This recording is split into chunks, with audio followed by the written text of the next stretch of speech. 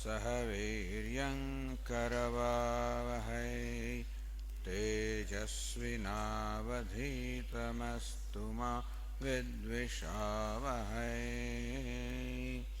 ॐ शान्ति शान्ति शान्तिः। ॐ पूर्णमदः पूर्णमिदं पूर्णात् पूर्णमुदच्यते पूर्णस्य पूर्णमादाय पूर्णमेवावशिष्यते। ॐ शान्ति शान्ति शान्तिः। विश्वं दर्पणदृश्यमाननगरी तुल्यं निजान्तर्गतं पश्यन्नात्मनि मायया बहिर्भूतं यथा निद्रया। यस्साक्षात् कुरुते प्रबोधसमये स्वात्मानमेवाद्वयम्। श्रीगुरुमूर्तये नमः। इदं श्रीदक्षिणामूर्तये। वागीशायस्य वदने लक्ष्मीर्यस्य च वक्षसि यस्यास्ति हृदये संविद तं नृसिंहमहं भजे। ॐ नमः परमहंसास्वादित चरणकमलचिन्मकरन्दाय भक्तजनमानसनिवासाय श्रीरामचन्द्राय विश्वसर्गविसर्गादि नवलक्षणलक्षितं श्रीकृष्णाख्यं परं धाम जगद्धाम नमामतं।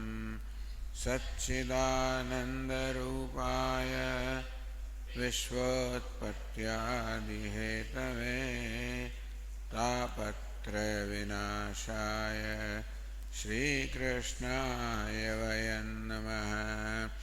यं प्रव्रजन्तमनुपेतमपेतं द्वैपायनो विरहकातर आजुहाव पुत्रेति तन्मयतया तरवोऽभिनेदुः। तं सर्वभूतहृदयं मुनिमानतोऽस्मि।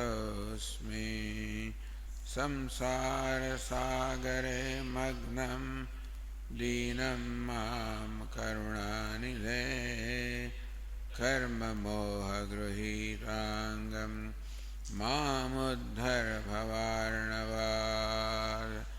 श्रीमद्भागवताख्योऽयं प्रत्यक्ष कृष्ण एव हि स्वीकृतोऽसि मया नाथ मुक्त्यर्थं भवसागरे। मनोरथो मदीयोऽयं सफलः सर्वथा त्वया निर्विघ्नेनैव कर्तव्यः दासोऽहं तव केशव। शुकरूपप्रबोधज्ञ सर्वशास्त्रविशारद एतत्कथाप्रकाशेन मदज्ञानं जन्माद्यस्य यतोऽन्वयादितरतः चार्थेष्वभिज्ञस्वराट्। तेने ब्रह्मरुदाय आदिकवये मुह्यन्ते यत्सूरयः तेजो वायुमृदां यथा विनिमयो यत्र त्रिसर्गो मृषा धाम्ना स्वेन सदा निरस्तकुहकं सत्यं परं धीमहि. શ્રીમદ ભાગવતના સપ્તમ સ્કંદમાં પ્રહલાદ સ્થિતિનો પ્રસંગ ચાલી રહ્યો છે. પ્રહલાદજી પોતાની અયોગ્યતા પ્રદર્શિત કરતા કહે છે, નૈતન્મનસ્તવ કથાસુ વૈકુંઠનાથ સંપ્રિયતે. હે વૈકુંઠનાથ, હે ભગવાન, અમારું મન છે એને આપની કથામાં કોઈ પ્રીતિ નથી. કેમ નથી? દુરિત દુષ્ટમ અસાધુ તીવ્રમ. અનેક પાતકોથી દુરિતથી દુષ્ટ થયેલું, દૂષિત થયેલું, અસાધુ, એનામાં કોઈ સાધુ પણ નથી, અનમ્ર, એનામાં નમ્રતા નથી. કામાતુરમ, કામાતુર છે મારું મન. હર્ષ શોક ભય એષણાતમ વગેરે. હર્ષ શોક ભય ત્રણ એષણાઓ આ બધા પીડિત છે. તસ્મિન કથમ તો ગતિ વિમૃશામિ દીન. હે ભગવાન, આવો દીન એવો હું આપની ગતિ, આપના સ્વરૂપને હું કેમ જાણી શકું, કેમ આપના તત્વો વિચાર કરી શકું. જિહ્વૈકતો અચ્યુત વિકર્ષતિ મા અવિતૃપ્તા. જો તો ખરા મારી ઇન્દ્રિયો પણ કેવી છે, મારા કાબુમાં નથી, પણ મારી ઇન્દ્રિયો મારા પર રાજ્ય કરી રહી છે. અવિતૃપ્તા જીહ્વા, મારી જીહ્વા, મારી આ રસનેન્દ્રિય જેની કોઈ તૃપ્તિ થતી જ નથી, એ મને એક બાજુ ખેંચી રહી છે, સુંદર કે સ્વાદિષ્ટ ભોજન તરફ ખેંચી રહી છે. સ્નિષ્ણ અન્યતઃ, શિષ્ણ વળી બીજી બાજુ ખેંચી રહ્યું છે.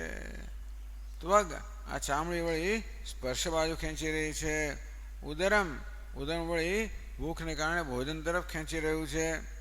શ્રવણમ, આ શ્રોત્ર ઇન્દ્રિય કોઈ સારા સંગીત કે શબ્દ તરફ ખેંચી રહ્યું છે. ઘ્રાણહન્યતઃ, આ નાક વળી કોઈ બીજી સુગંધ તરફ ખેંચી રહ્યું છે. ચપલ દૃક, મારી ચપળા જે ચંચળ આંખો છે એવડી રૂપ રંગ તરફ ખેંચી રહી છે. કર્મ શક્તિ, મારી કર્મેન્દ્રિયો જે છે એ પોતપોતાના કર્મ તરફ ખેંચી રહી છે. મારી હાલત કેવી છે? હું અત્યંત ત્રસ્ત છું, લાચાર છું. બહ્વ્યઃ સપત્નીવ ગેહપતિમ લુનંતી. ઘણી બધી સપત્નીઓ હોય, એક જ પતિની અનેક પત્નીઓ હોય, એ જેમ એને સારી બાજુ ખેંચતી હોય પોતાના ઘર તરફ, તેવી રીતે આ ઇન્દ્રિયો પોતપોતાની દિશામાં મને ખેંચી રહી છે. હું અવશ્ય છું, વિવશ છું, લાચાર છું. એવં સ્વકર્મપતિદમ ભવૈતરણ્યામ અન્યોન્ય જન્મ મરણાશન ભીત ભીતમ. જન્મ પશ્યન, હું આ લોકોને જોઈ રહ્યો છું કેવા છે. સ્વકર્મપતિતમ, પોતાના કર્મના બંધનમાં બિચારો પતિત, એને કારણે ભવૈતરણ્યામ પતિતમ, પોતાના કર્મના કારણે આ સંસારો વૈતરણીમાં જે લોકો બિચારો નિમગ્ન થઈ ગયા છે. અન્યોન્ય જન્મ મરણાશન ભીત ભીતમ, આ દેહ બીજા કર્મને જન્મ આપે, કર્મ દેહને જન્મ આપે, આ દેહ બીજા દેહને જન્મ આપે, એમ અન્યોન્ય એકબીજાને જન્મ આપી રહ્યા છે. જન્મ મરણ અશન ભીત ભીતમ, આમ જન્મ મૃત્યુ ભોજન ભૂખ તરસ આ બધાથી અત્યંત ભયભીત. જન્મ પશ્યન, આ બધા હું લોકોને સંસાર લોકોને જોઉં છું. સ્વપર વિગ્રહ વૈર મૈત્રમ, પોતાનો હોય એની સાથે મૈત્રી કરે, પારકાનો હોય તો વૈર કરનારા. સતત આ પ્રકારે હંત, અરે રે કેટલું કષ્ટ છે, કેવા દુઃખની વાત છે કે આ પ્રકારે આ મૂઢમ, આ મૂળ સમુદાયનું હું જોઈ રહ્યો છું. ભગવાન આ બધામાં પોતાનો ઉદ્ધાર કરવાની કોઈ ક્ષમતા નથી. માટે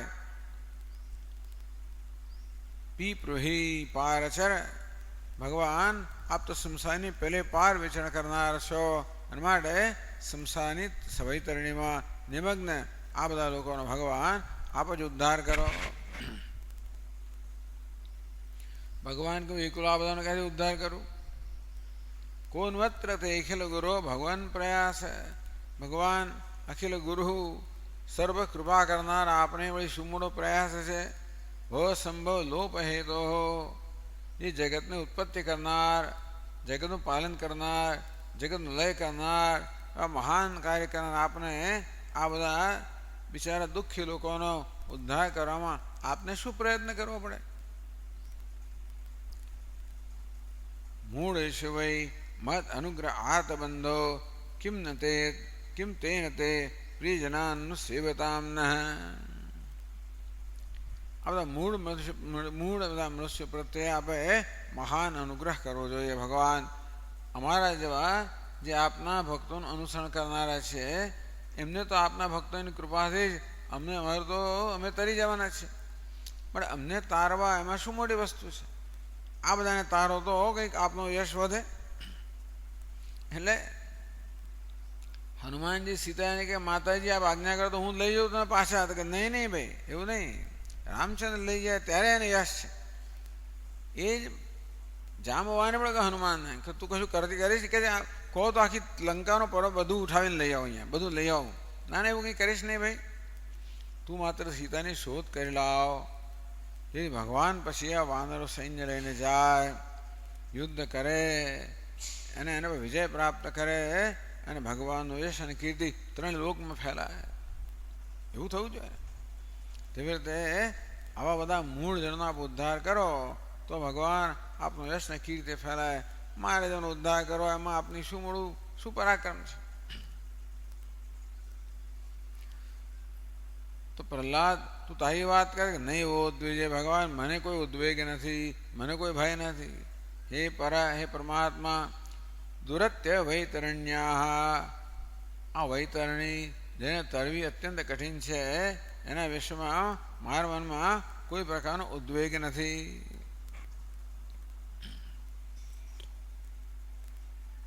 કેમ નથી ભાઈ? ત્વદ્વીર ગાયન ગાયન મહામૃત મગ્ન ચિત્ત.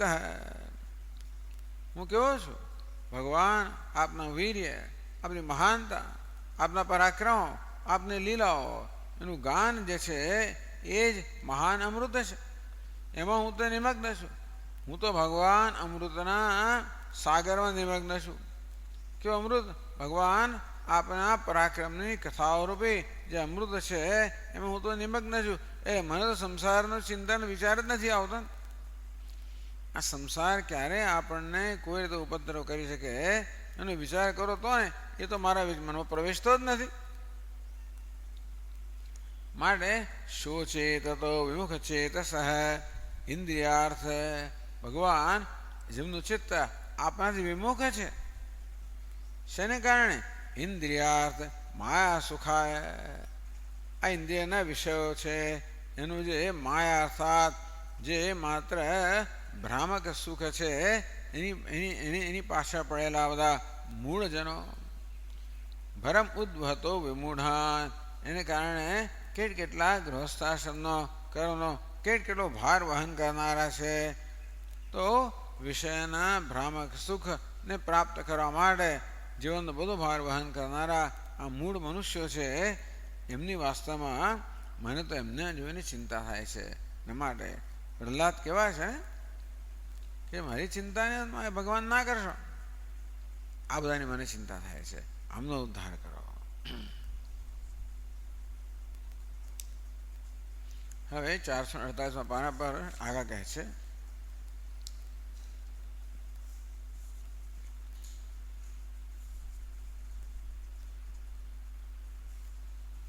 ત્વમ તાવન મુક્તિ ગ્રહણ તામસુ મુનય ઉદ્ધરિષ્યંતિ. એ પ્રહલાદ જો ભાઈ હું તારી સમક્ષ પ્રગટ થયેલો છું અને તું જે માગે આપવા તત્પર છું, તો તું તારે મુક્તિ સ્વીકારી લે બે. તારી મુક્તિ તું તારે એ તારી તજવીજ કરી લે પહેલાં. ત્વમ તાવત મુક્તિમ ગ્રહણ, તું તો મુક્તિ ગ્રહણ કરીને લઈ લે. તામસ્તુ, એ બધાનું શું? તામસ્તુ મુનયઃ ઉદ્ધરિષ્યંતિ. એ જગતમાં કેટલાય ઋષિમુનિઓ છે, કેટલાય મહાપુરુષો છે, બધા એમનો ઉદ્ધાર કરશે. હું તારી સમક્ષ પ્રગટ થયેલો છું, મારે તું તારી મુક્તિ જે છે એ પ્રાપ્ત કરી લે. એ તો નક્કી કરી લે પહેલાં. ત્યારે એના સંબંધમાં પ્રહલાદજી કહે છે, આ શ્લોક બહુ વિલક્ષણ શ્લોક છે.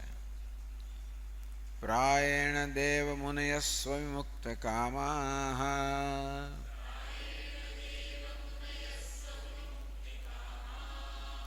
મૌનમ ચરંતિ વિજનેન પરાર્થ નિષ્ઠાઃ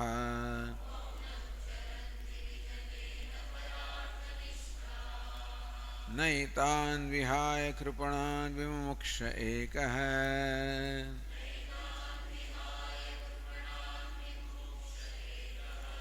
નાન્યમ ત્વદસ્ય શરણં ભ્રમતોનુપશ્યે.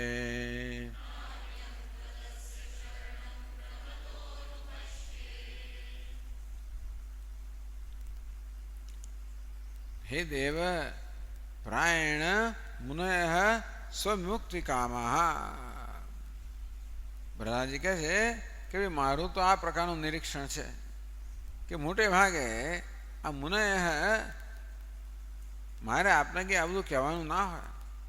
સર્વજ્ઞસ્ય ત ન કિંચિત અવિદિતમ.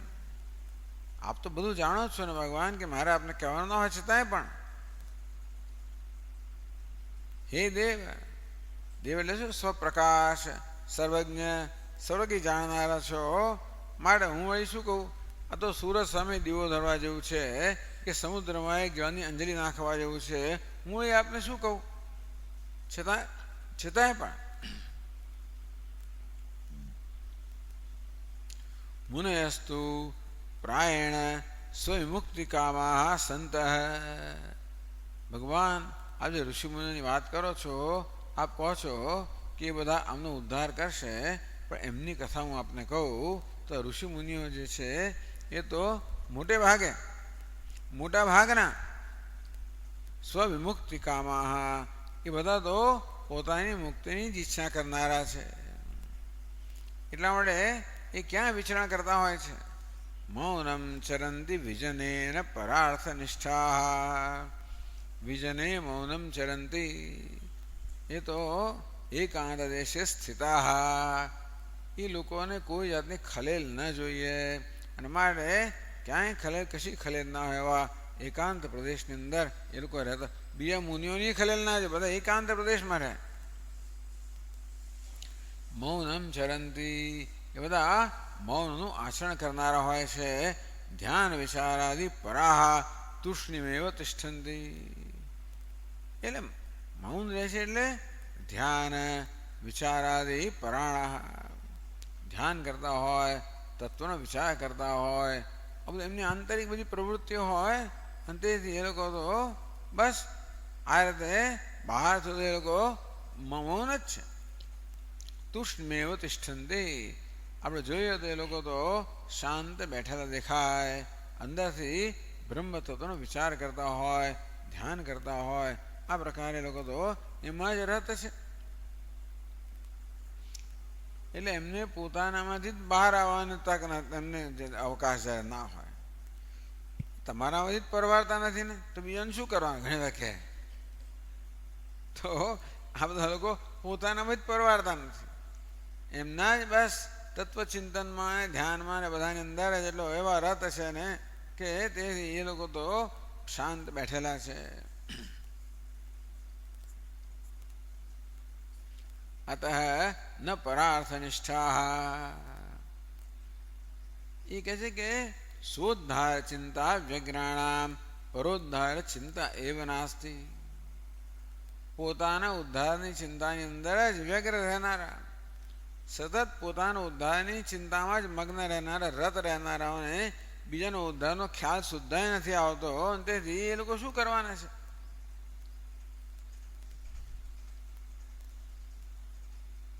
કોઈ કોઈ હોય છે પ્રાયણ મુને, સામાન્ય રીતે મોટે ભાગે કોઈક અપવાદરૂ હોય કે કેશાંચિત પરમ ભાગવતાનામ પરમ કૃપાલુનામ નારદાદીનામ, કોઈ કોઈ અપવાદ દેખાય છે જે પરમ ભાગવત છે, પરમ કૃપાળુ છે, એવા નારદ વગેરે સનકાદિ જે મહાપુરુષો છે કે શુક સનકાદિ વગેરે હોય એ જરા વિચરણ કરતા જણાય છે. નારદાદીનામ પરોદ્ધારાર્થ પ્રયત્નોપી દૃશ્યતે, ખાસ કરીને વેદવ્યાસ તો એક મહાન કાર્ય હતો, કેવી રીતે દુનિયાના ઉદ્ધાર કરવો. નારદજી પણ સતત વિચરણ કરતા હોય છે અને એવા એવા સ્થળે જાય જ્યાં પોતે વિશેષ રૂપે મદદરૂપ થઈ શકે. એટલે એવા કેટલાક ઋષિ કે મુનિઓ જણાય છે જે લોકો અત્યંત કૃપાળુ હોવાને કારણે અન્યના ઉદ્ધાર માટે પણ પ્રયત્નશીલ હોય છે. નથી હોતા એમની, પણ એ તો અપવાદ છે. મોટે ભાગે તો આ ઋષિમુનિઓ પોતાના ઉદ્ધારની ચિંતામાં જ વ્યગ્ર હોવાને કારણે એમને બીજાનો ઉદ્ધારનો ખ્યાલ સુદ્ધા આવતો નથી. એટલે આ પ્રકારની વિચારસરણી રહેલી જ છે કે આ બધા સંન્યાસી લોકો તો સ્વાર્થી છે ને. તમે તો બધું છોડીને સ્વામી તમે એના કરતાં એન્જિનિયર હોત તો કેટલું સારું કામ કર્યું છે, તમે કેટલી સમાજની સેવા કરી હોત, તમે આવું છોડી દીધું, આમ કરો, એવું કહેનારા પણ નીકળે. અને એમ કે આ સાધકો તો પોતાની સાધના કરતા હોય છે ને, એમાં એ લોકો સમાજની શું સેવા કરે છે? એવો એક દ્રઢ અભિપ્રાય ધરાવનારા ઘણા બધા લોકો છે.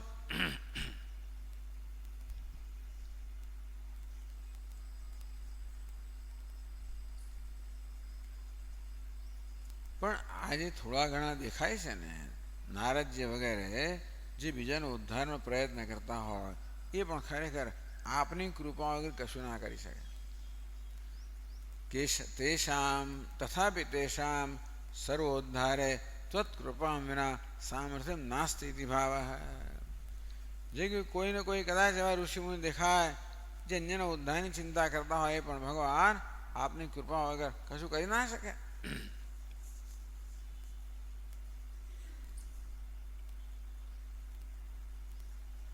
માટે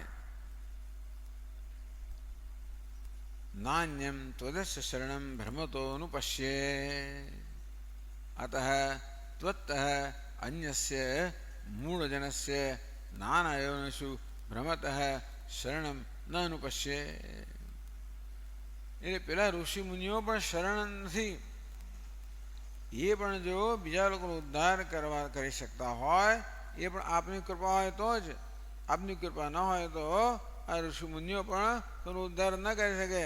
અને માટે મને તો ત્વત્ત અન્યસ્ય ભ્રમત, આ બધા મૂળજનો અનેક બિચારી અનેક યોનિમાં જે ભ્રમણ કરી રહેલા છે એવા મૂળજનો માટે આપના સિવાય બીજું કોઈ શરણ દેખાતું નથી. શરણ એટલે શું? સંસાર દુઃખ ઉદ્ધારે અવલંબમ. આ સંસારના દુઃખમાંથી ઉદ્ધાર કરવા માટે આપના સિવાય બીજું કોઈ આલંબન મને જણાતું નથી. ન અનુપશ્યે નૈવ પશ્યામી.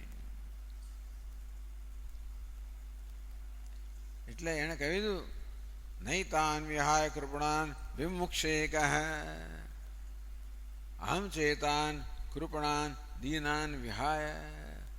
હું તો આજે બિચારા કૃપણ લોકો છે, દીન લોકો છે, મૂળ લોકો છે, સંસારની વૈતરણીમાં નિમગ્ન છે, અનેક પ્રકારનું દુઃખ બિચારા સહન કરી રહ્યા છે, એમને છોડીને એકલા મારે મુક્તિ નથી જોઈતી. ન વિમુક્ષે મુક્તિ નૈવ ઈચ્છામિ. એમને છોડીને હું મુક્તિ ઈચ્છતો નથી. આ શ્રીમદ ભાગવતનો ની દ્રષ્ટિ છે કે એકલા મુક્તિ નથી ઈચ્છતા. ભાગવત માટે મુક્તિ એકલા નહીં, તો સામૂહિક મુક્તિ. કોઈ એવા દુર્લભ એવા લોકો થઈ ગયા જે લોકો સામૂહિક મુક્તિ ઈચ્છે. બુદ્ધ ભગવાન એ ઈચ્છે કે ગમે તેના જન્મ મારે લેવા પડે પણ હું લોકોનો કેવી રીતે ઉદ્ધાર થાય, બધાની સાથે ઉદ્ધાર થવો જોઈએ. એટલે વિવેકાનંદજી પણ એવું માનતા હતા, ગાંધીજી પણ એવું માનતા હતા કે એકલા નહીં, સામૂહિક. એટલે બીજા બધા તો બોલ્યા હશે, પણ કરનાર એક ગાંધીજી હતા, જેમની સાધના કેવી હતી, સામૂહિક સાધના. એ પ્રકારની સાધના જેથી આપોઆપ બીજા લોકો પણ અંદર સામેલ થાય, જોડાય અને બધાનો ઉદ્ધાર થાય, એ પ્રકારની સાધનામાં એ માનતા હતા. એવું કરી શકાય. ટૂંકમાં બીજા બધાની પણ ભાવના હતી, બુદ્ધ ભગવાન તો હતી જ, એટલે એ તો કર્યું જ હોય, પણ ગાંધીજીએ પણ આ વસ્તુ કરી બતાવી કે બધાનો ઉદ્ધાર કેમ થાય. વિવેકાનંદજી પણ ઘણા વર્ણન આવે. એકવાર વિવેકાનંદજી આંટા મારી આમથી તેમથી તેમ કંઈ બહુ જ અત્યંત ગહન ચિંતનની અંદર પણ જાણે કે ખોવાયેલા લાગતા હતા. શું ચિંતન ચાલતું હતું? બિચારા અમુક જગ્યાને પેલા માણસોને કેટલું દુઃખ પડે છે. એમની આંખો આંસુ વહેતા, પહેલા લોકોના દુઃખને કારણે એમની આંખોમાંથી આંસુ વહેતા હોય. કેવી રીતે એમનો ઉદ્ધાર થાય, હું શું કરી શકું?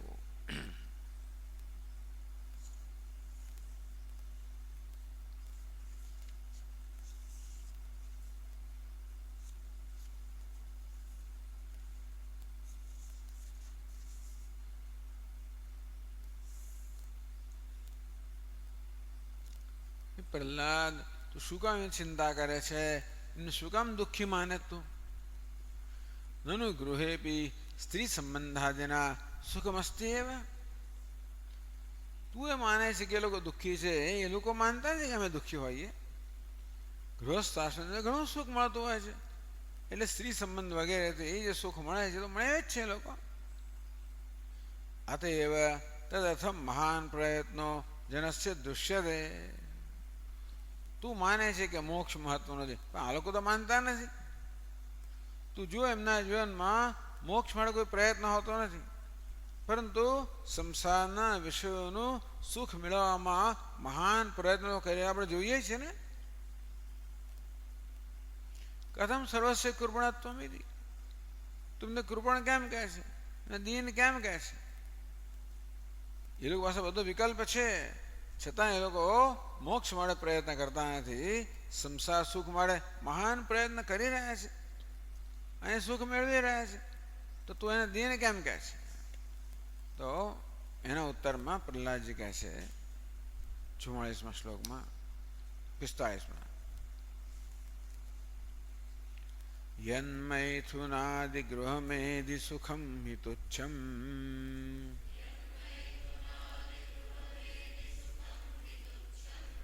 કંડૂયનેન કરયોરિવ દુઃખ દુઃખમ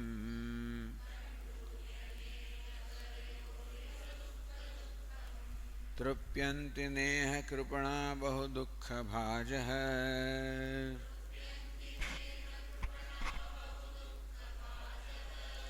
કંડૂતિવન મનસિજં વિષહેત ધીરઃ.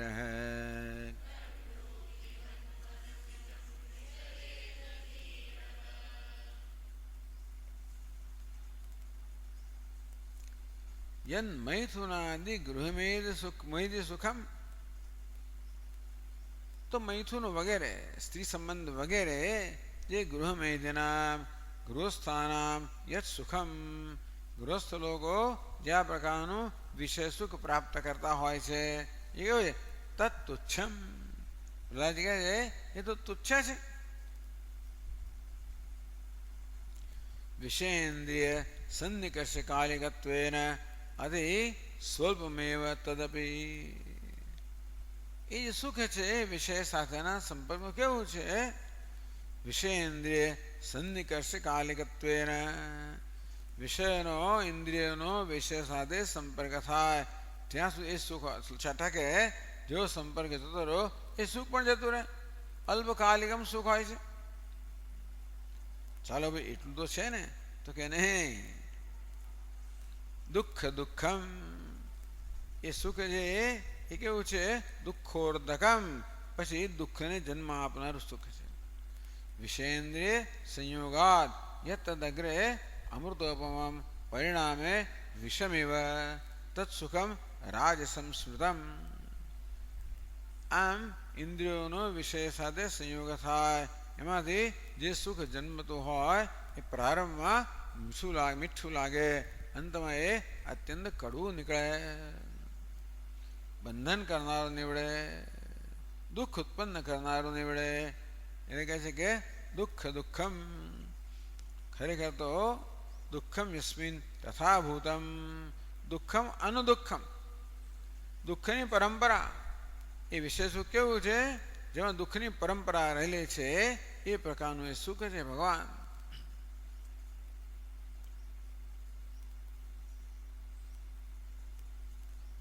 યદ મૈથુનાદિ ગૃહમૈથુ સુખમ હિ, એ શું પ્રસિદ્ધિ બતાવે છે? હિ શબ્દેનત્ર, તો કે એ લોકોને ભલે ખબર ના હોય, હિ શબ્દેનત્ર વિવેકી જન અનુભવ પ્રમાણમ સૂચયતિ. આ પાછું આ લોકોને અક્કલ વગેરેને ખબર નથી, પણ વિવેકી લોકો, પ્રસિદ્ધિ બધી નથી હોતી. વિવેકી મનુષ્ય છે એમને પ્રસિદ્ધ છે કે આ જે વિષયનું સુખ છે એ દુઃખ પછી દુઃખ ઉત્પન્ન કરનારું છે. દુઃખ દુઃખત્વે દૃષ્ટાંતમાં, દુઃખ પછી દુઃખ ઉત્પન્ન કરનાર જે પ્રારંભમાં જે સુખ હોય, આ બહુ સરસ દૃષ્ટાંત આપે છે. પછી દુઃખ ઉત્પન્ન કરે એનું દૃષ્ટાંત આપે છે. કહે છે કંડુજને કરયો એવ દુઃખ દુઃખમ. કંડુજનમ એટલે ખણજ, તો કરયો કંડુજનેન સંઘર્ષણેન તથા દુઃખમ અનદુઃખમેવ ભવતી. ખરજવું થયું હોય અને ખણજ આવે અને તે ખણજ આપણે સહન ના થાય એટલે તમે ખણો તો જે સુખ મળતું હોય છે એ ખણજથી સુખ મળતું હોય. લોકો એટલું ખણી નાખે, લોહી નીકળે ખણી નાખે, ખબર ના પડે.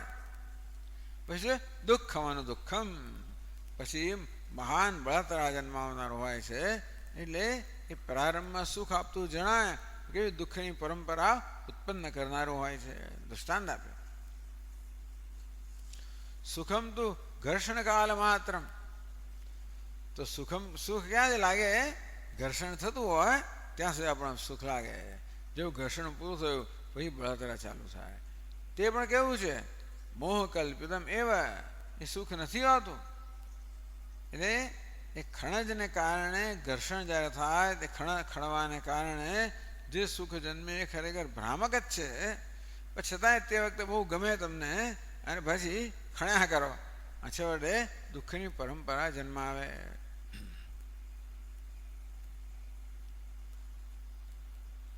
તથા ચ સુખાર્થ પ્રયત્ન મોહાદેવ ઇતિ ભાવ. અંતેથી જેવી રીતે પેલા ખરજવાને ખણવાથી દુઃખની પરંપરા જન્મે તેવી રીતે આ વિષય સુખ છે એ દુઃખની પરંપરા જન્માવતું હોય છે. અને માટે એ વિશેષ સુખ માટે જે પ્રયત્ન થતો હોય એ માત્ર ભ્રમને કારણે એને સુખ માનવામાં આવે છે માટે એના માટે પ્રયત્ન થાય છે.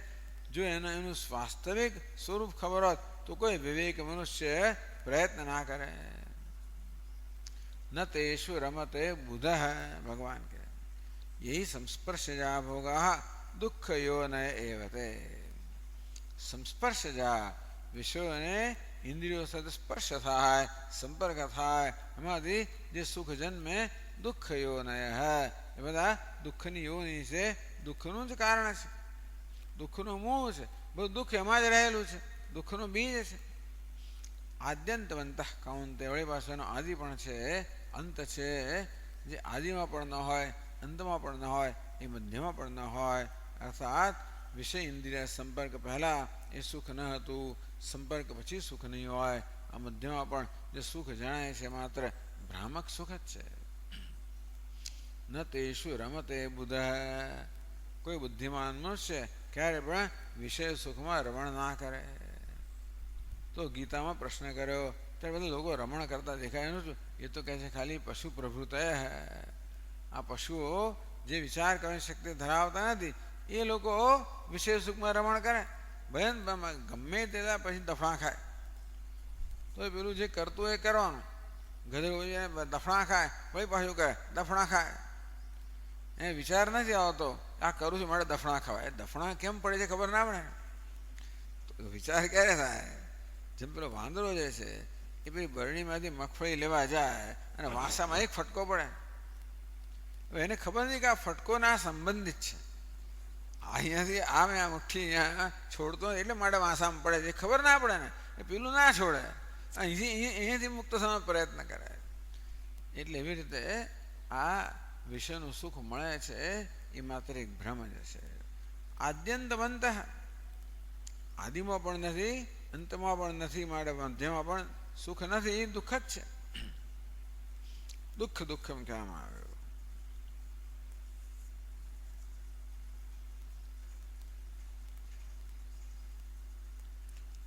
તરી દુઃખિત્વાદેવ તતો નિર્વિદ્ય વિમુચ્યેરન. તો પછી તારા કહેવા પ્રમાણે એ દુઃખત્વાદ, આ કહેવા તો સુખ દુઃખ જો હોત તો એ લોકોએ પણ એમાંથી મુક્તિ થવાય, એમને વૈરાગ્ય જન્મવો જોઈએ કે ના જન્મવો જોઈએ? તતો નિર્વિદ્ય વિમુચ્યેરન, આવા સુખ માટે અભાવ ના થઈ જવો જોઈએ. આનો અભાવ થઈ જાય, એના પણ ઘૃણા જન્મે, એમને પણ વૈરાગ્ય જન્મવો જોઈએ, એવું થવું જોઈએ કે નહીં? તો કે નહીં. તૃપ્યંતિને કૃપણા બહુ દુઃખ ભાજ, દુઃખ ભાજોપી યે ગૃહમયી સુખે ન તૃપ્યંતિ અલમિતિ ન મન્યંતે. આટલું બધું દુઃખ દફણા પડે છે અને તોય પણ આ ગૃહસ્થ એટલે ટૂંકમાં એનો કહેવાનો ભાવ થઈ છે કે ભાઈ વિષયમાંથી સુખ પ્રાપ્ત કરવા માટે પ્રયત્નશીલ જે લોકો છે એ લોકોને તોય પણ તૃપ્તિ થતી નથી. આમ વિષયમાંથી સુખ જે મળે છે ન તૃપ્યંતે, તૃપ્તિ થતી નથી. અલમિત ન મન્યંતે, ચાલો બહુ સુખ ભોગવ્યું, હવે આને છોડો, આ તો દુઃખ યોની છે અને માટે વૈરાગ્ય જન્મે, એવું થતું નથી. કેમ? કૃપણાહ ઇતિ વિષય ભોગ કામુકાહ ઇત્યર્થ. કેવા છે? કૃપણ છે એટલે કે વિષયના ભોગ પ્રત્યે કામુક છે.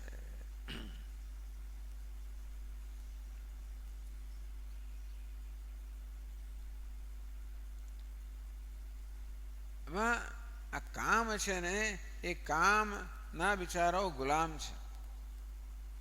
એટલે કામનો આવેગ જ્યારે ઉત્પન્ન થાય ત્યારે સહન કરી શકતા નથી અને માટે વિચાર નથી કરતા કે આને કારણે અનેક દુઃખ જન્મવાનું છે, બસ એ તો એ સુખમાં વળી પાછા ઝંપલાવે છે.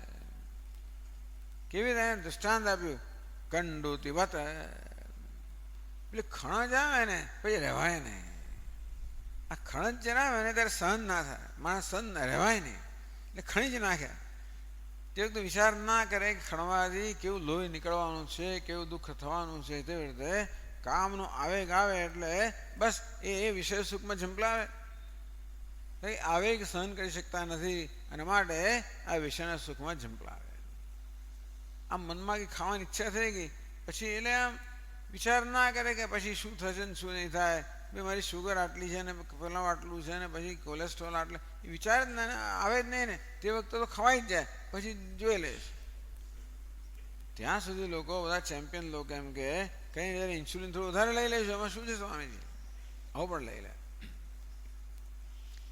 એટલે કામનો આવેગ એવી વસ્તુ છે, એ આવેગ જ્યારે આવે ત્યારે મનુષ્ય સહન કરી શકતો નથી. એને કારણે આ આવેગને વશ થવાથી જે પ્રકારની દુઃખ પરંપરા સર્જાવાની છે એના વિશે વિચાર કરી શકતો નથી. બાકી તો આપણે કહ્યું કે વિરજ્ય વિષય વ્રાતાન દોષ દુષ્ટ્યા મુહુર્મુહુ. આ વિષયો પ્રત્યે વૈરાગ્ય જન્માવો તો વારંવાર આ વિષય સુખમાં રહેલા જે દોષ છે એનું વારંવાર ચિંતન કરવું જોઈએ, તો વૈરાગ્ય જન્મે. પણ એનો આવેગ જ એવો છે ને કે દોષનું ચિંતન જ થઈ શકતું નથી. એ આવેગ જ એને પરવશ બનાવીને પોતાનું કામ કરાવડાવે છે. ઇન્દ્રિયાણી મનોબુદ્ધિ અસ્યાધિષ્ઠાનમુચ્યતે એતૈ વિમોહયત્યેષ જ્ઞાનમાવૃત્ય દેહિનમ. ભગવાન કે કામ છે, ઇન્દ્રિય, મન, બુદ્ધિ, એના ત્રણ રહેઠાણો છે. ત્યાં રહીને અંદર રહીને આ કામ કરે છે. એ દેહી વિમોહયતિ એ વિમોહયતિ જ્ઞાનમાવૃત દેહીનમ. આ દેહી વિચારો છે જીવાત્મા, એના જ્ઞાનને, વિવેક જ્ઞાનને આવૃત કરીને, વિવેક જ્ઞાનને ઢાંકી દઈને.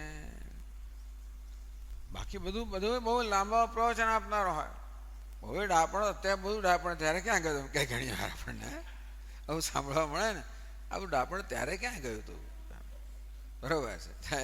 પછી ડાપણ બધું હોય, જ્ઞાનમાં આવૃત્ય, જે વિવેક જ્ઞાન છે એને પણ આવૃત કરીને પણ ઢાંકી દઈને છે વડે વિમોહયતી. આ કામ એવો પ્રવાહ છે કે મનુષ્યને મોહ ઉત્પન્ન કરે, ભ્રમ ઉત્પન્ન કરે, તેને સુખ દેખાડે. ના, આ બધી વાત જુદી છે, આ જુદી વસ્તુ છે સ્વામી. આ બધા સમાન નથી, બધાને એક કોટીમાં ના મૂકો, આ જુદું છે એમ જ મનાવે તે વખતે ખંડુઓથી વાત.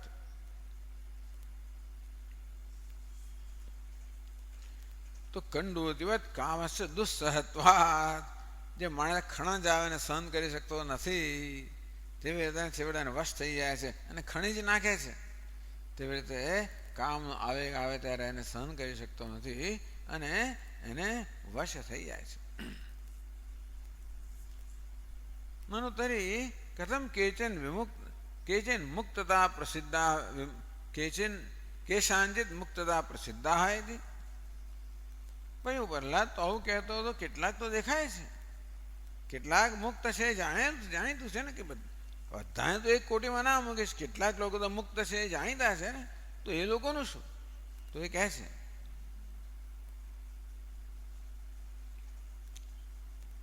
કંડોતિવન મનસ્જમ વિષહેત ધીર, કે જે ધીર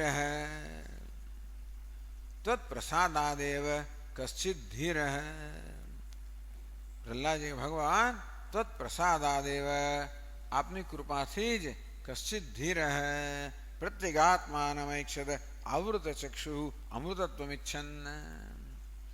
કશ્ચિત ધીર, કોઈક ધીર હોય, વિવેક હોય, અમૃતત્વમિચ્છન, એ જાણે છે કે જીવનમાં ખરેખર તો અમૃતત્વની પ્રાપ્તિ થઈ શકે એમ છે. આ તુચ્છ સુખ જે છે, જે દુઃખની પરંપરા જન્માવનારા છે, એ તો એને બદલે અમૃતત્વ નિત્ય સુખ પ્રાપ્ત થઈ શકે એમ છે. અમૃતત્વ ઈચ્છન, આમ જે લોકોમાં અમૃતત્વની ઈચ્છા જન્મી છે, આવૃત ચક્ષુ, એ લોકો તો ચક્ષુ અર્થાત ઇન્દ્રિયો જે છે એને અંતર્મુખ બનાવે છે. કશ્ચિત ધીર, એને અંતર્મુખ બનાવીને, એટલે ઉલટ ભાઈ મોરે નયન નકી, મારા નયનની ઉલટ ભાઈ, અર્થાત ઇન્દ્રિયો અંતર્મુખ બની, મન અંતર્મુખ બન્યું. પ્રત્યેગાત્માનમૈક્ષત, એમણે પ્રત્યેગાત્માના દર્શન કર્યા. કશ્ચિત ધીર, કોઈક ધીર હોય, એ પણ ત્વત્પ્રસાદાદેવ, ભગવાન આપની કૃપા હોય તો જ એવો કોઈ ધીર કે વિવેક મનુષ્ય પણ. કારણ કે એવું છે ને કે એટલે ભગવાને કહ્યું યત તદગ્રે વિષમિવ પરિણામે અમૃતોપમમ તત્સુખમ સાત્વિકમ પ્રોક્તમ આત્મબુદ્ધિ પ્રસાદજમ. યત તદગ્રે વિષમિવ, જે પ્રારંભમાં વિષ સમાન કડવું છે, બહુ અઘરું છે. પરિણામે અમૃતોપમમ, આમ કામનો આવેગ જ્યારે જન્મે ત્યારે એને ખાળવો, એને કાબુ રાખવો બહુ અઘરો છે.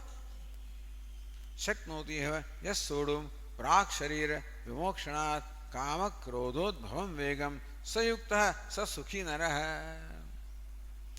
ભગવાન કે કામ અને ક્રોધમાંથી જન્મતા આવેગોને જે ખાઈ શકે છે, કાબુમાં રાખી શકે છે, જેનો વશ થતો નથી, સંયુક્ત સ સુખી નર, એ જ ખરેખર યોગી છે, એ મનુષ્ય સુખી છે.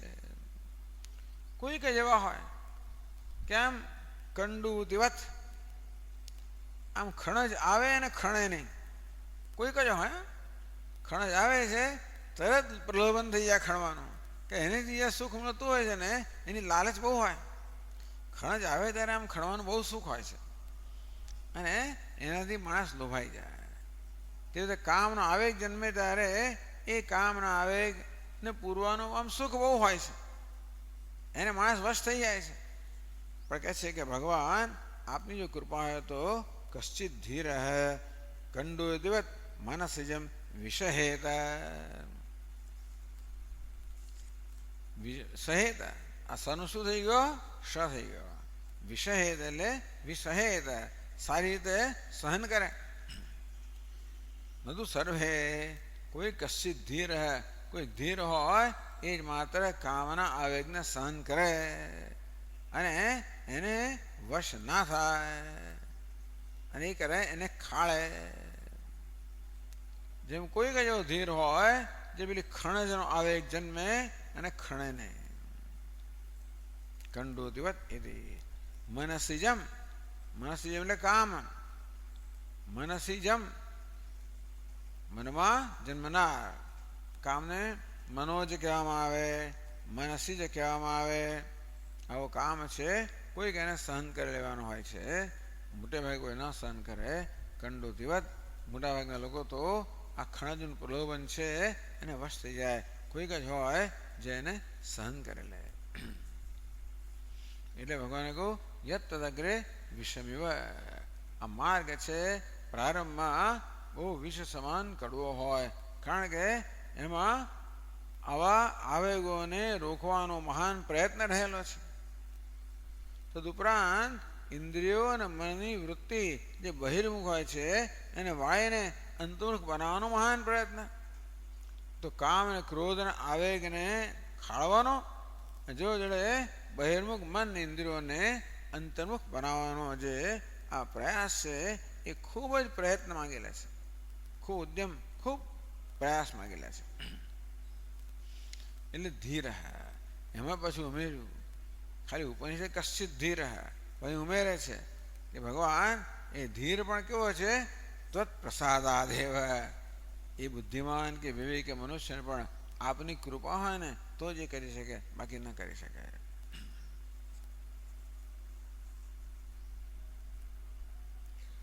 નનુ મૌનાદિભિ શાસ્ત્ર પ્રસિદ્ધ સાધનૈ તેષામપી મુક્તિ સુલભા ઇત્યાશંક્યા.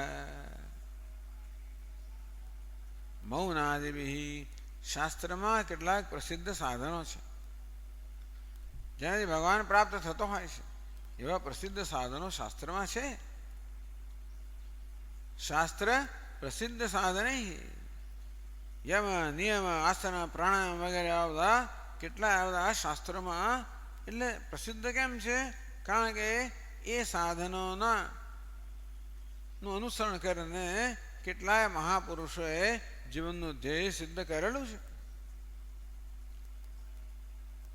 એટલે શું છે?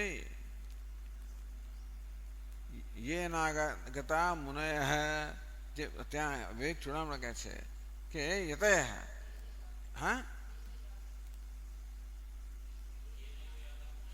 ये नैव यातम मुनयोस्य, हाँ ये नैव यातम मुनयोस्य पारम तदेव मार्गम तव निर्दिशामि. ये नैव याता मुनय अस्य पारम, આ સંસારને પાર જે માર્ગથી મુનિઓ ગયા છે એ માર્ગ તો એને શાસ્ત્ર પ્રસિદ્ધ કહેવાય. કોઈ પણ સાધનો શાસ્ત્રમાં ક્યારે પ્રસિદ્ધ થાય? જ્યારે એમણે પોતાની અસરકારકતા પુરવાર કરી હોય ત્યારે. એટલે કે ઘણા લાંબા કાળ સુધી અનેક બધા લોકોએ એ સાધનોનું અનુષ્ઠાન કર્યું હોય અને એ દ્વારા એ પ્રકારના પરિણામ પ્રાપ્ત કર્યા હોય ત્યાર પછી એ સાધનો પ્રસિદ્ધ થાય. એટલા જ માટે રોજ રોજ નવા નવા ફૂટી નીકળનારા બધા જે માર્ગ છે એને કેમ પસંદ ના કરીએ આપણે? કારણ કે હજી આપણે ખબર નથી કે એનું પરિણામ શું આવશે. એટલે પૂછ્યું ઘણી વાર ક્યાં આપણને કે જો સ્વામીજી તમે આ વસ્તુનું સેવન કરો, એ તો કરું, આ કેટલા આ નવું છે, એ સેવન કરવાથી આજે ફાયદો થાય, 5 વર્ષ પછી શું કંઈ ખબર છે તમને? એનો પ્રયોગ થયેલો છે? નથી થયો તો આપણે શું ખબર પડે? યે નૈવ યાતા મુનયોસ્ય પારમ તદેવ માર્ગમ તવ નિર્દિશામિ. જે માર્ગનું અનુસરણ કરીને મુનિઓ સંસારને પાર ગયા છે એવા સાધનો પ્રસિદ્ધ છે. એટલે કહે છે મૌનાદિભિ શાસ્ત્ર પ્રસિદ્ધ સાધનૈ તેષામ મુક્તિ. અનેક મહાપુરુષે આ સાધનો અપનાવીને ભૂતકાળમાં મુક્તિ પ્રાપ્ત કરેલી છે. એટલે જ ભગવાન પણ કહે ને કે ભાઈ અર્જુન, તું પણ એટલા જ માટે કર્મ કર. કારણ કે પૂર્વૈરપી મોક્ષભિ કુરુ કર્મૈવ તસ્માત્ ત્વમ પૂર્વૈરપી મોક્ષભિ કૃતમ. પૂર્વના મુમુક્ષુએ કર્મ કર્યું. કર્મણૈવ સંસિદ્ધિમ આસ્થિતા જનકાદય. અર્જુન એમ ભગવાન કે નવો માર્ગ બતાવતા એવું તો નથી ને ભાઈ, એવું નથી. કર્મણૈવ સંસિદ્ધિમ આસ્થિતા જનકાદય. જનક વગેરે મહાપુરુષે કર્મ દ્વારા સિદ્ધિ પ્રાપ્ત કરેલી છે. પૂર્વૈરપી મુમુક્ષુભિ કુરુ કર્મે તસ્માત્ ત્વમ. પૂર્વના મુમુક્ષુએ પણ આ પ્રકારે કર્મ કરેલું છે. અંતિથી અર્જુન તું પણ કર્મ કર આ જાણીને. એવં જ્ઞાત્વા કૃતમ કર્મ પૂર્વૈરપી મુમુક્ષુભિ. આ પ્રકારે કર્મની મહત્તા જાણીને પૂર્વના મુમુક્ષુએ પણ કર્મ કરેલું છે અને એ દ્વારા જીવનું કલ્યાણ કરેલું છે. માટે અર્જુન તું પણ કર્મ કર. ભગવાન પણ કહેવું પડે છે. ભગવાન પણ દાખલો આપવો પડે છે, પ્રમાણ આપવું પડે છે. આ મારો પોતાનો કંઈ કપોલ કલ્પિત માર્ગ નથી. કદાચ કોઈને એમ થાય ને કે અર્જુનની પાસે કામ કઢાવવા મળે ભગવાન આવું નહીં કહેતા હોય. ભગવાન એની પાછળ કંઈક પોતાનો ગૂઢ અભિસંધિ છે, હિડન એજન્ડા. એ વસ્તુ ધ્યાનમાં રાખીએ તો અર્જુન પાસે કર્મ નહીં કરાવતા હોય ને, જેથી ભગવાનનું કામ પાર પડે. એટલે ભગવાન વારંવાર આ પ્રકાર કહેતા હોય છે કે નહીં ભાઈ, હું મારું માત્ર અભિપ્રાય નથી, આ માર્ગ પર તો અનેક બધા મોક્ષો ચાલેલા છે અને એમણે પોતાનું જીવન ધ્યેય સિદ્ધ કરેલું છે. એટલે એકને અનેક જગ્યાએ ભગવાન કહે છે. તો ચાલો એ સાધનો છે તો ખરા ને. પ્રહલાદ તો ચાલો, એટલે મારી ભક્તિ સિવાયના ઘણા બધા સાધનો છે જેનાથી પણ મનુષ્ય પોતાનું ધ્યેય સિદ્ધ કરી શકે છે. તે મુક્તિ સુલભા એવ. પણ એ સાધનથી પણ મુક્તિ સુલભ થઈ શકે. તો એ વાત કહે છે પછીના શ્લોકમાં. મૌન વ્રત શ્રુત તપોધ્યયન સ્વધર્મ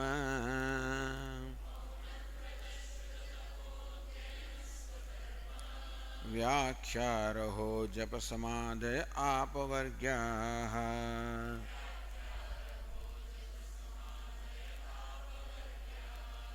પ્રાયઃ પરમ પુરુષતે ત્વજિતેન્દ્રિયાણામ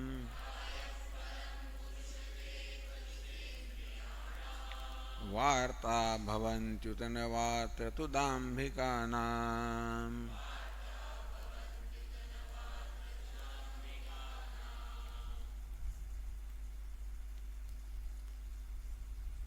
દસ અહીંયા આગળ સાધન કહે છે. મૌન, વ્રત, શ્રુત, તપ, અધ્યયન, સ્વધર્મ, વ્યાખ્યા, રહ, જપ, સમાધય. 10 થયા, બરાબર છે. તો આ મને ક્યાંય ઓછા થાય કે વધારે થાય? 10. બહુ વખતે ગણ્યું ના હોય ને, આપણે જૂના જમાનામાં તો આમ ગણતા હતા એટલે ખબર પડી જાય. પણ આ એટલે તો 10 સાધનો ગણાવે.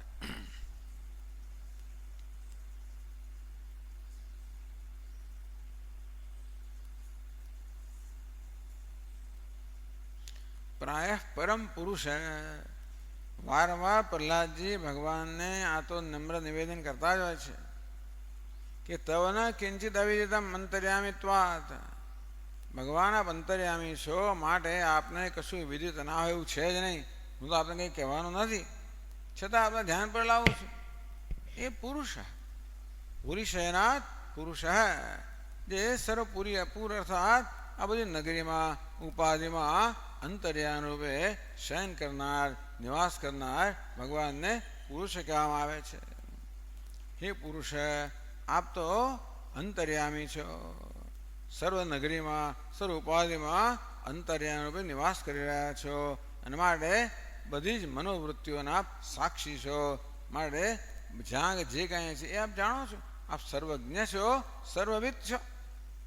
એટલે કશું આપને અજાણ્યું એવું તો બને જ નહીં. છતાંય પણ હવે તો કરવા તોય સ્તુતિ કરવી કઈ રીતે કરવી, આ રીતે જ થાય ને. ભાઈ આપણે સૂર્યની પૂજા તો એને દીવો ધરીએ, હવે સૂર્યને દીવો ધરો પણ ભાવના વ્યક્ત કેમ કરવી? આ સ્તુતિ પણ શું છે? માત્ર સૂર્ય સામે દીવો ધરવા જેવું જ છે ને. ભગવાનને કંઈ ખબર નથી આ બધું, પ્રહલાદ એમને જણાવવાનું છે એવું ઓછું છે.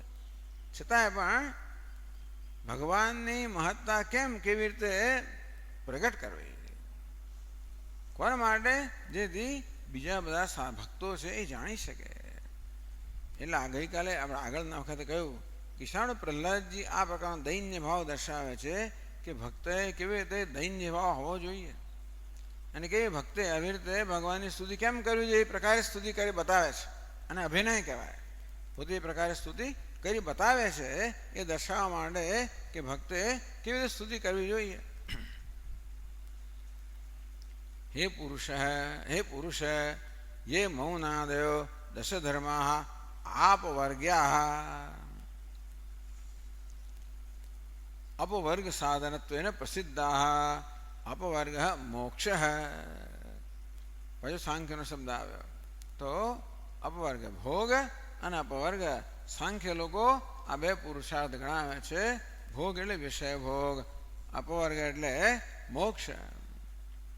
આપવર્ગ એટલે આપવર્ગ્ય એટલે શું? અપવર્ગના સાધનો.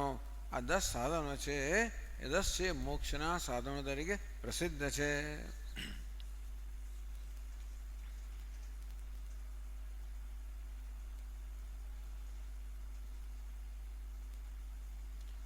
પ્રાય પરમ પુરુષ તે તો અજિતેન્દ્રિયાણામ. પણ મોટે ભાગે લોકો કેવા છે? અજિતેન્દ્રિય હોય છે ને. તત્ત ઇન્દ્રિય વિષય ભોગાય અર્થાર્થમ વિક્રીણતા. ભગવાન મોટાભાગના લોકો જે આ બધા સાધનોનું અનુષ્ઠાન કરતા હોય છે એ બસ શેના માટે? માત્ર ઉદર પૂર્તિ માટે. ઉદર નિમિત્તમ બહુકૃત વેશ, પોતાના ઉદરની પૂર્તિ માટે અનેક પ્રકારના વેશ ધારણ કરે. તેવી રીતે અજિતેન્દ્રિય, જે જીતેન્દ્રિય પુરુષ હોય એમને માટે આ સાધનો જરૂર મોક્ષનો સાધન બની જાય. પણ પ્રાય મોટા લોકો કહેવાય છે અજિતેન્દ્રિય. પણ અજિતેન્દ્રિય અર્થાત જેમણે પોતાની ઇન્દ્રિયો પર વિજય પ્રાપ્ત કર્યો નથી એવા લોકો પણ આ પ્રકારના સાધનોનું અનુષ્ઠાન કરતા જણાય છે.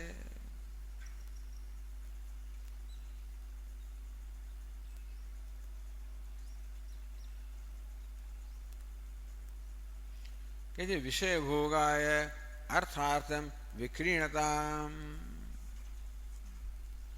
માત્ર શું કરે છે? આની દ્વારા એ પોતાના વિષય ભોગની ઈચ્છાને પૂરી કરનારા છે, આનાથી વિક્રય કરે છે. ટૂંકમાં એમને માટે તો આ ધન પ્રાપ્તિનું કે અર્થ પ્રાપ્તિનું સાધન બની જાય છે.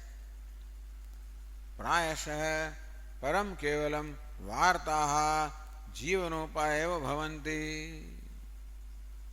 મોટાભાગના લોકો બધા પેલા જૂના જમાનામાં બધા સાધુ આવે, 20 ફૂટનો ખાડો ખોદાવે, અંદર જાય, 10 દિવસ જાત જાતનું કરતા હતા લોકો આવી રીતે. પછી આખું ગામ ભેગું થાય બધું અને બધું પછી અંદરથી નીકળે ને એવું. હવે તમારે સમાધિ લેવી તો આવું જાહેર કરવાની જરૂર નથી હોતી, પણ એટલે આપણે ખબર ના પડે શા માટે આવું કરતા હશે લોકો. તો આવું કરનારા હોય છે લોકો બધા.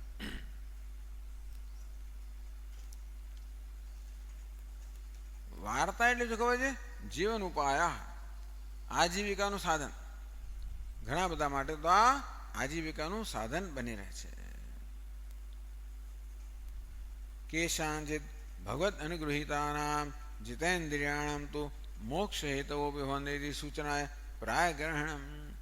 પ્રાય ભગવાન વાત સાચી છે કે આ 10 જે સાધનો છે, કયા સાધનો છે?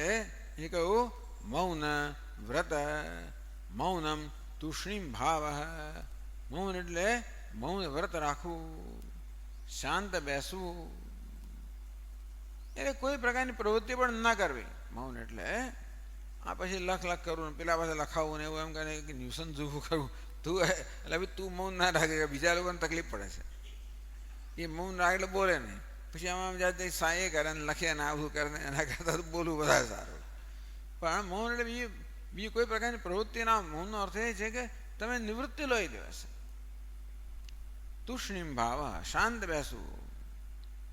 વ્રતાની એકાદશી ઉપવાસાદીની એકાદશી વગેરે ઉપવાસ કરવા આ પ્રકારના વ્રત છે.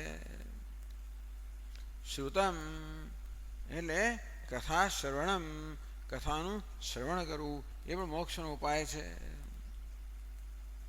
તપ કૃચ્છરાદિ કૃચ્છ ચાંદ્રાયણ વગેરે આ પ્રકારની તપશ્ચર્યા કરવી.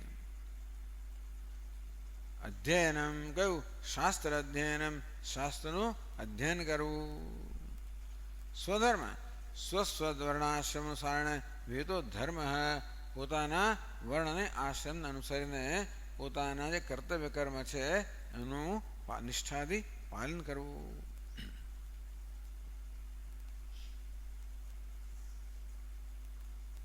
વ્યાખ્યા ગ્રંથ વ્યાખ્યાનમ એ પણ સાધન છે. સ્વાધ્યાય અને પ્રવચન અધ્યયન અને વ્યાખ્યાન બંને કહે. અધ્યયન સ્વાધ્યાય પોતે અધ્યયન કરવું, વ્યાખ્યા એટલે પ્રવચન એની વ્યાખ્યા કરવી.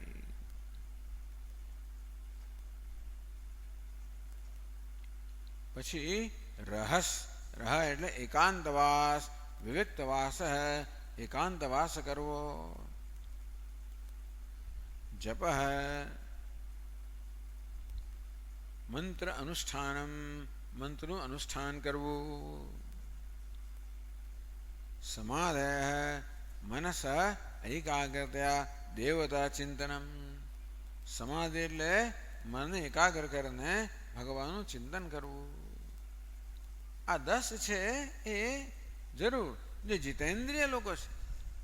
કેશાંચિત ભગવત અનુગૃહિતાના કેટલાક વડે ભગવાનનો અનુગ્રહ ધરાવનાર લોકો હોય જીતેન્દ્રિયાણામ અને તેને કારણે જીતેન્દ્રિય હોય તો મોક્ષ હેતુ ભવંતી એવા કેટલાક જૂજ જે સાધકો છે એમને માટે આ સાધનો છે એ મોક્ષનું કારણ બને છે. ના નહીં પ્રાય મોટે ભાગે નથી.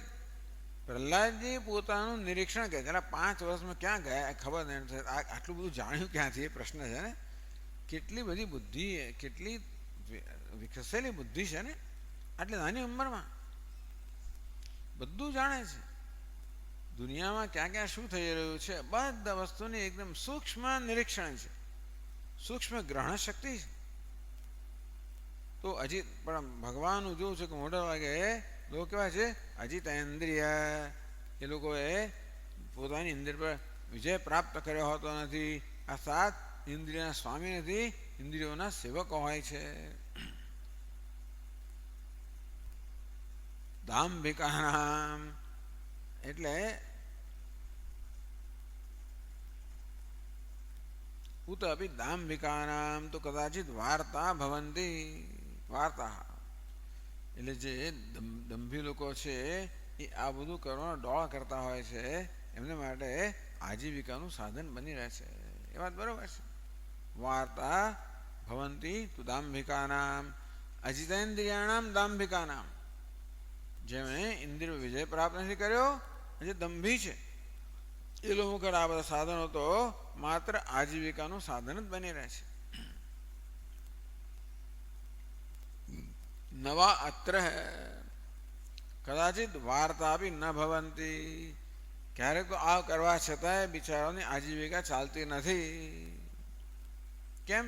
દંભસ્ય અનિયત કાલત્વેન તત્પ્રસિદ્ધ્યા તતો વાર્તા બી ન ભવંતી. આ દંભ વસ્તુ એવી છે ને એ ક્યાં સુધી ચાલે કહેવાય નહીં. ક્યારે બહાર પડી જાય ખબર ના પડે. જો ખબર પડે કે દંભી છે પછી આજીવિકા પણ ન ચાલે. દંભ બહાર ના પડે હોય ત્યાં સુધી લોકોને સાચો માને એની આજીવિકા ચાલે. પણ દંભનું કા નિયત નથી. ક્યાં સુધી દંભ ટકી રહે છે એ કહી ના શકાય. બહાર પડી જાય જો ઉઘાડા પડી ગયા પછી તો હવે આજીવિકાનું સાધન પણ રહેતું નથી.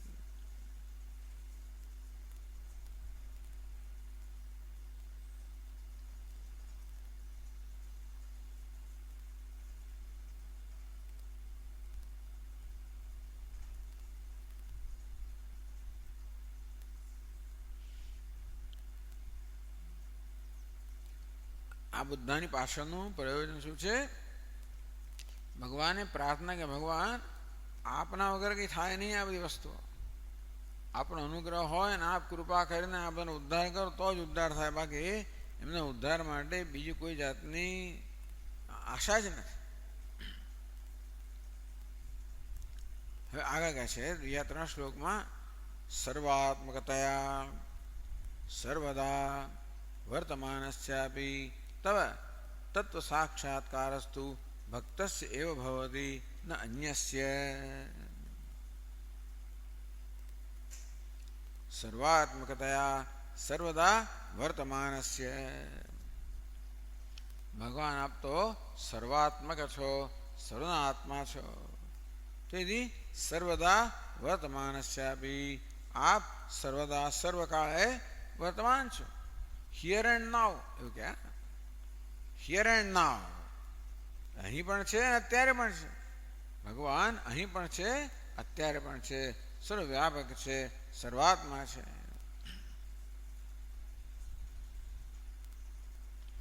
તો તવ સાક્ષાત્કારસ્તુ ભક્તસ્ય ભવતિ. કોઈ પણ આપણો સાક્ષાત્કાર તો માત્ર ભક્તને જ થાય. જેમ રેડિયો સ્ટેશનથી બ્રોડકાસ્ટ સંગીત અત્યારે છે અને અહીં છે, પરંતુ જેની પાસે ટ્રાન્ઝિસ્ટર હોય એને એ સંગીતનો લાભ મળે, બીજાને લાભ ન મળે. તેમ ભગવાન પણ અહીં જ છે અને અત્યારે જ છે. પણ જે લોકો એ ફ્રીક્વન્સી અને વેવલેન્થ સાથે ટ્યુનઅપ થઈ શકે એના માટે ભગવાનનો સાક્ષાત્કાર થાય, ભગવાન દર્શન થાય, બાકી બીજા ન થાય. એ કેવું થાય? તો કે ભગવાનની ભક્તિ હોય તો જ ભગવાન સાથે ટ્યુનઅપ થઈ શકાય. આ ભગવાનની વેવલેન્થ અને ફ્રીક્વન્સીને ટ્યુનઅપ થવાનું સાધન કયું છે? ભગવાનની ભક્તિ.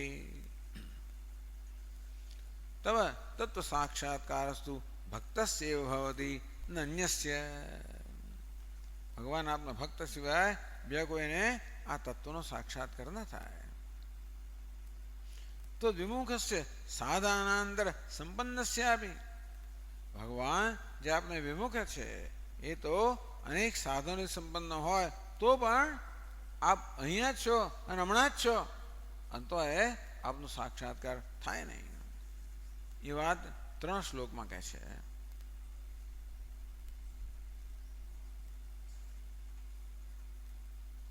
તો 47મો શ્લોક કહે છે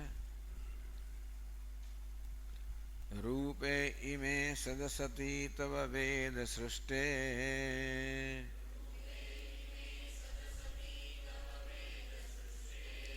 બીજાંકુરા વિવનચાન્યદ રૂપકસ્ય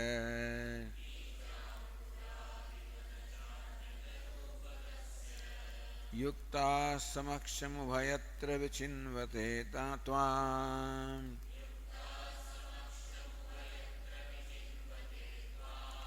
યોગેન વન્નિમિવ દારુષુ નાન્યત સ્યાદ.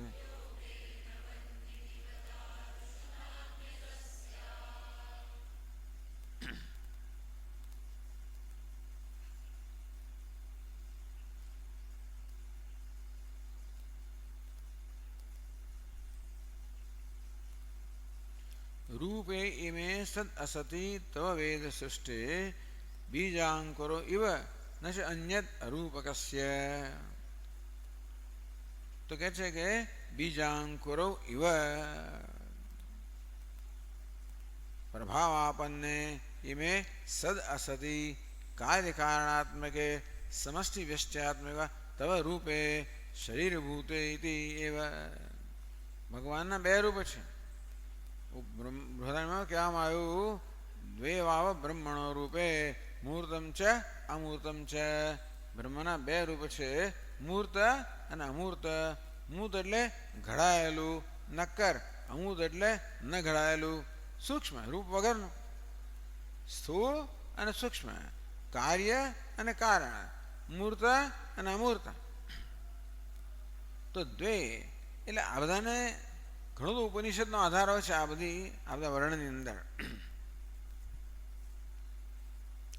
એ બીજાંકરો એવા બીજ અંકુરને જન્મ આપે, અંકુર પાછો બીજને જન્મ આપે. એ રીતે આખી કાર્યકાળની શૃંખલા છે. તો બીજાંકુરેવ પ્રભો આપણને ભગવાને આ પ્રકારનું જગત જ બનાવેલું છે કે પહેલું કોણ બીજ કે અંકુર નક્કી થઈ જ ના શકે. પછી એ હકીકત છે. બીજ પણ છે, અંકુર પણ છે. પહેલું શું પછી શું એ તમે નક્કી કરજો કરવું હોય તો. ભગવાન કે બનાવેલું છે. ચિકન એ એવું કે અંગ્રેજીની અંદર આપણે શું કહીએ, બીજ કે અંકુર. ઇમે સદસતી કાર્ય કારણાત્મકે, એટલે આ જગતમાં આપણે આગળ ચર્ચા કરી ગયા છે. આ જગતના પદાર્થો છે કાર્ય કારણાત્મક, કે શું શું કશાકનું કાર્ય હોય અને કશાકનું કારણ પણ હોય. આમ અંકુર છે એ બીજનું કાર્ય હોય અને વૃક્ષનું કારણ હોય. એ વળી બીજનું અંકુરનું કાર્ય હોય અને ફળનું કારણ હોય. એ વળી વૃક્ષનું કાર્ય હોય, બીજનું કારણ હોય વગેરે. આમ દરેક વસ્તુ કશાકનું કાર્ય છે, બે કશાકનું કારણ પણ છે. ના રીતે આ કારણને કારણે પરંપરા જે શૃંખલા છે એ સતત ચાલ્યા કરતી હોય છે. સમષ્ટિ વ્યષ્ટ્યાત્મક એવા એમ પણ કહ્યું. સમષ્ટિ અને વ્યષ્ટિ એ કાર્ય અને કારણ આ છે ભગવાનનું રૂપ. સહીભૂતે ભગવાન આપના આવા આ બે રૂપ છે. આ બે રૂપ ક્યાં છે? પ્રગટ રૂપની વાત છે. બૃહદારણ્યકમાં મૂર્તામૂર્ત બ્રાહ્મણમાં આ પ્રકારે પ્રારંભ કરવામાં આવશે. એના માટે નેતિ નેતિ મૂર્ત પણ નથી. બે વાર કેમ નિષેધ કરવામાં મૂર્ત પણ નથી, અમૂર્ત પણ નથી, એમ બધાનો નિષેધ કરવા માટે નીતિ નીતિ એવા બે વાર કહેવામાં આવ્યું.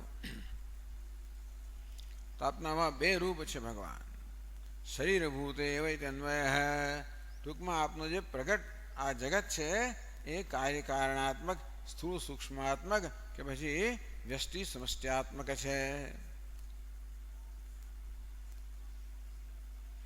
તત્રેવમ દેહ દેહી વિભાગેપી ન દ્વૈતાપત્તિ ન ચ અન્યત, આ સિવાય આપના સિવાય જગતમાં કાંઈ જ નથી.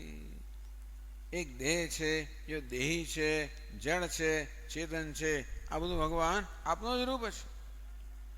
એટલે ભગવાન કહ્યું ત્યાં ભગવદ્ ગીતાની અંદર કે મારી આ બે પ્રકૃતિ છે, અપરા પ્રકૃતિ અને પરા પ્રકૃતિ. બસ તેથી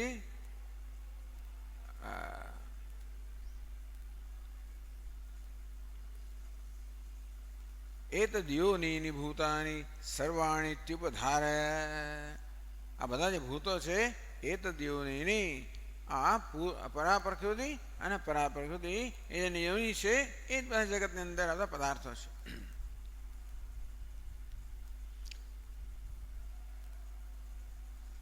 ન છે અન્યત, ટૂંકમાં કાર્ય અને કારણ જગત છે ભગવાન આપણાથી ભિન્ન નથી. આપ એનાથી એમાં વ્યાપ્ત છો અને અતીત છો. આ જગત છે આપણાથી ભિન્ન નથી, મિથ્યા છે, એની સ્વતંત્ર સત્તા નથી. તત હેતુમાં અરૂપકસ્ય ઇતિ, ભગવાન કેવો છે? અરૂપક. એ રૂપ વગરનો છે. એણે બે રૂપ ધારણ કર્યા, કાર્ય અને કારણ, વ્યષ્ટિ અને સમષ્ટિ. જે સ્વયં વ્યષ્ટિ અને સમષ્ટિ કે કાર્ય કારણ બંનેના ખ્યાલથી પર છે. અહીં વૈષ્ણવાચાર્ય શું કહેવાય છે? અરૂપકસ્ય ઇતિ સૃષ્ટિ પૂર્વ ભૂત શરીર રહિતસ્ય અદ્વિતીયસ્ય ઇત્યર્થઃ. સૃષ્ટિના પૂર્વમાં કહો છે સદૈવ સૌમ્ય ઇદમ અગ્રાસીત એકમેવાદ્વિતીયમ, અદ્વિતીય. એમાંથી પછી જે અગ્નિ, જળ, પૃથ્વી વગેરે બધા તત્વો ઉત્પન્ન થયા વગેરે.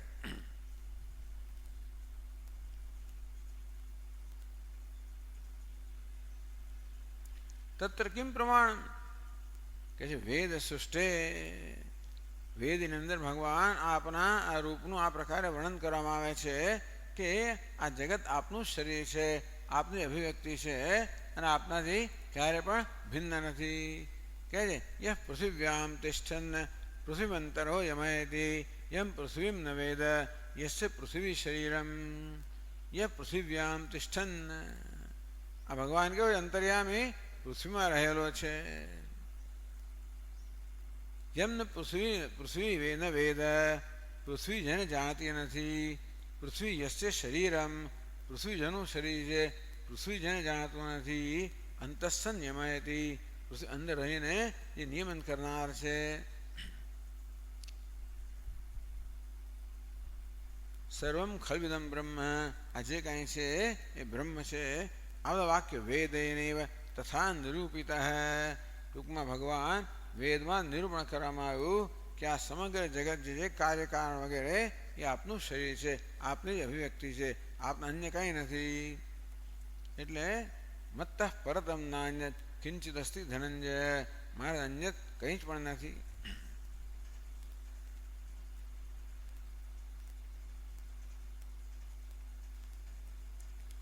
યુક્તા સમક્ષ વયત્ર વિચિન્વતે ત્વામ.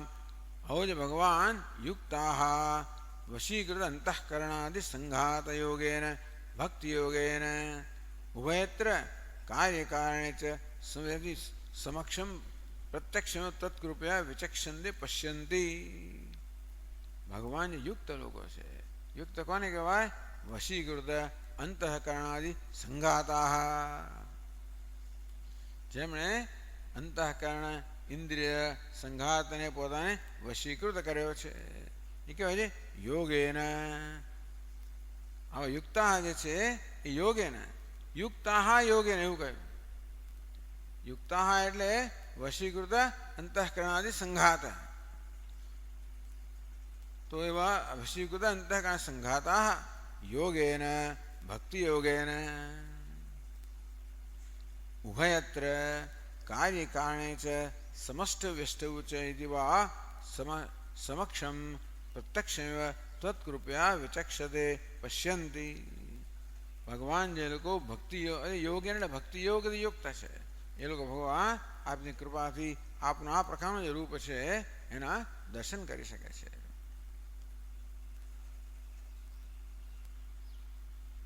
તો વિમુખાનામ તુ એવં જ્ઞાતમ મન્યત ઉપાયાંતરેણ દેવતાંતરેણ ચ ન સ્યાદ નૈવ ભવતી. ભગવાન જે આપણે વિમુખ છે એમનું ક્યારેય પણ આ વસ્તુ થઈ શકતી નથી. એને દૃષ્ટાંત આપ્યું. વન્યવ દારુષુ, ભગવાન કેવી રીતે અહીંયા વ્યાપ્ત છે? વન્યવ દારુષુ, જેવી રીતે લાકડામાં વન્ની કે અગ્નિ વ્યાપ્ત હોય, એ સર્દ વ્યાપ્ત હોય પણ પ્રત્યક્ષ નથી. એ વિદ્યમાન છે પણ વર્તમાન નથી. ભગવાન કેવાય છે વિદ્યમાન છે પણ એને વર્તમાન કરવું પડે. કોણ કહે છે? યુક્તા, પોતાના અંતઃકરણના સંઘાતને વશીકૃત કર્યા છે.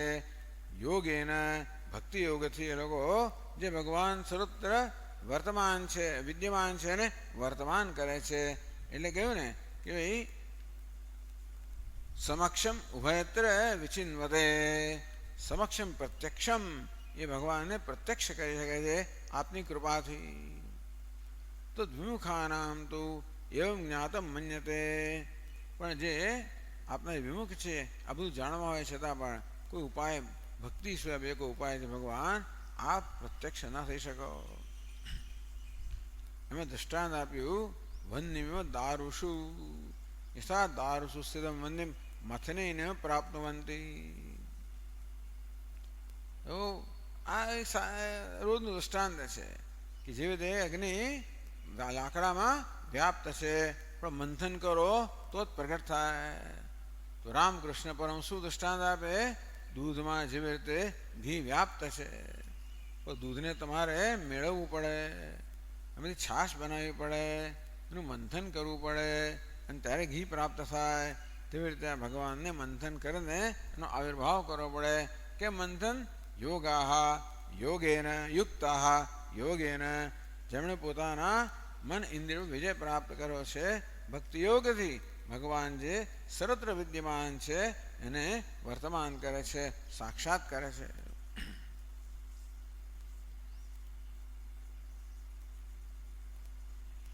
સ્થાવરંગમેષુ સ્થિત ભગવંતમ કેવલ ભક્તેવ પ્રાપ્નુવંતી નન્યથા. તેવી રીતે સ્થાવરલિંગમ સર્વત્ર ભગવાનને માત્ર ભક્તિથી જ પ્રાપ્ત કરે છે, જે કોઈ ઉપાય છે નહીં. ઓમ ઓમ પૂર્ણમદ પૂર્ણમિદમ પૂર્ણાત પૂર્ણમુદચ્યતે पूर्णस्य पूर्णमादाय पूर्णमेवावशिष्यते। ॐ शान्ति शान्ति शान्तिः। सच्चिदानन्दरूपाय विश्वोत्पत्त्यादिहेतवे तापत्रयविनाशाय श्रीकृष्णाय वयं नुमः। जन्माद्यस्य यतोऽन्वयादितरतः चार्थेष्वभिज्ञस्वराट् तेने ब्रह्महृदाय आदिकवये मुह्यन्ति यत्सूरयः। तेजो वारिमृदा यथा विनिमयो यत्र त्रिसर्गो मृषा धाम्ना स्वेन सदा निरस्तकुहकं सत्यं परं धीमहि। ॐ शान्ति शान्ति शान्तिः। हरिः ॐ। श्रीगुरुभ्यो नमः। हरिः ॐ।